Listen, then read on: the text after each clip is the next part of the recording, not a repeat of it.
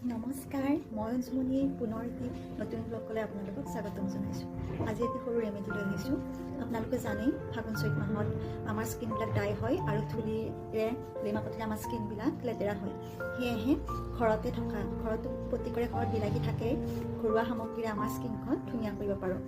তাৰ কাৰণে ঘৰতে প্ৰত্যেকৰ ঘৰত থকা বিলাহী এটুকুৰ ল'ব। এনেদৰে বিলাহী এটুকুৰ লৈ চেনি ল'ব।